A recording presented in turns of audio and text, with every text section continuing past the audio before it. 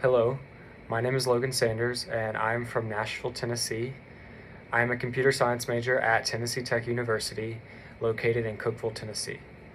Today, I will be sharing with you my favorite poem for my English class's favorite poem project. The poem is called A Psalm of Life by Henry Wadsworth Longfellow.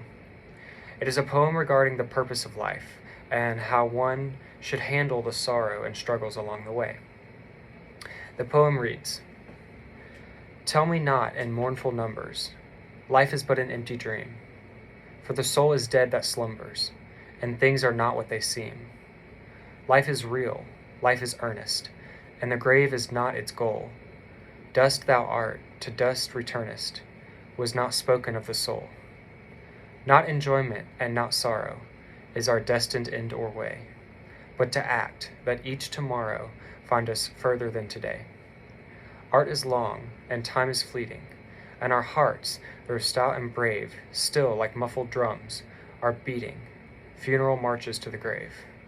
And our world's broad field of battle, and our bivouac of life, be not like dumb, driven cattle, be a hero in the strife. Trust no future, however pleasant. Let the dead past bury its dead. Act in the living present. Heart within, in God o'erhead. Lives of great men all remind us we can make our lives sublime, and departing, leave behind us footprints on the sand of time.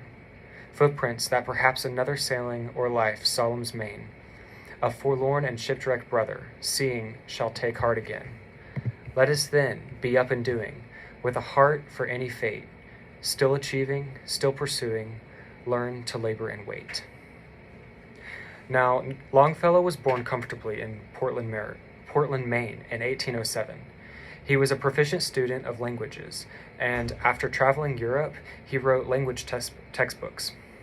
These books acquired him his job as a professor at Harvard.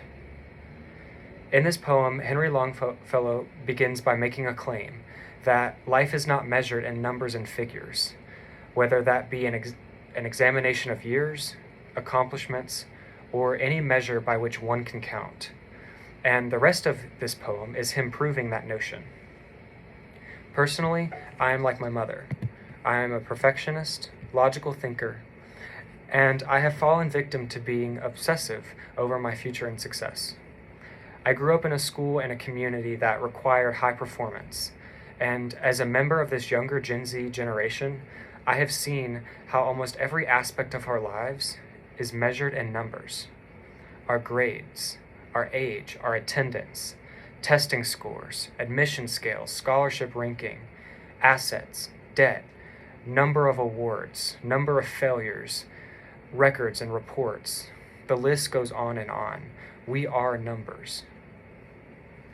This poem has impacted me so much because Longfellow explains that often we are so caught up in the business of life, trying to reach the next thing, trying to reach the next goal, the next accomplishment, that the next year where we unlocked a new age-based privilege.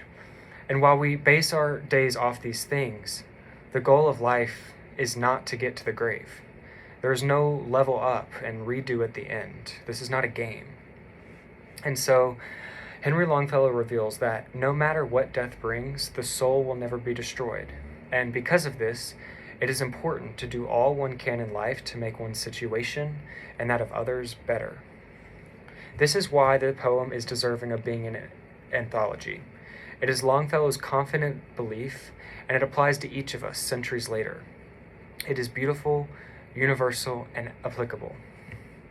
He tells us, and I believe my generation can take the most from this, to slow down.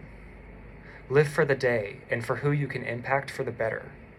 Be patient for the next phase or the next chapter, as stated in the last line of the poem. The last word is wait. That's what he wants us to leave with. I believe that this poem has allowed me to understand that my soul and my character is a legacy that has come from the lessons I have learned in life. And those lessons are learned when we slow down long enough to think on them, to do a little bit of self-analysis, some reflection, if you will. In stanza 3, Longfellow tells us that enjoyment is not one's predetermined destiny. There will be enjoyment, and sorrowful emotions in life. But the greatest purpose of life is to act with the intent of furthering oneself and those around them. I am a student in a detrimental stage of my life. I am in the midst of change and trial. I will fall, but more importantly, I will get back up and learn from those failures to refine my character. This is not just the purpose of everything in life, it is a psalm of life, a song of celebration, something beautiful, and something that Longfellow knew a society over 2 centuries later would need to hear. Thank you.